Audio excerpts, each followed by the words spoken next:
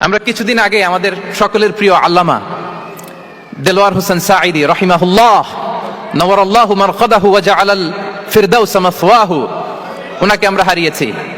আমি যখন ওনার শোক বার্তা নিয়ে ফেসবুকে স্ট্যাটাস লিখি, কমেন্টে আমি এই আয়াতটা লিখেছিলাম। আমি খুঁজে পাচ্ছি না যে আমি কি দিয়ে এটার উপমা দিব, কি দিয়ে ওনার বিদায়ের উপমা আমি জানাবো। আমি খুঁজে পাচ্ছিলাম না কোনো আয়াত, তখন এই আয়াতটা লিখে আমি উপমা দিয়েছি। আল্লাহু আকবার। গোটা বিশ্বের মানুষ কেঁদেছে, গোটা বিশ্বের মানুষ গায়বানা জানাজা পড়েছে, গোটা বিশ্বের মানুষ ওনাকে অশ্রুসিক্ত বিদায় দিয়েছে। এটাই আল্লাহ তাআলার সন্তুষ্টির একটা জলজ্যান্ত নমুনা। জোরে বলেন ঠিক কিনা? এর চেয়ে জলজ্যান্ত নমুনা আমার জীবদ্দশা আমি দেখিনি। এত মানুষের কান্না, কাবার গিলাফ ধরে কান্না। আমরা আল্লামার জন্য দোয়া করি, আল্লাহ তাআলা সারা জীবন তিনি যেমনি কোরআনের বার্তাকে গোটা বিশ্বব্যাপী পৌঁছিয়ে দিয়েছেন, তার কবরটাকে আল্লাহ তাআলা কোরআনের নূর দিয়ে আলোকিত করে দেখ। কোরআনকে আল্লাহ তাআলা তার কবরের সাথী বানাক।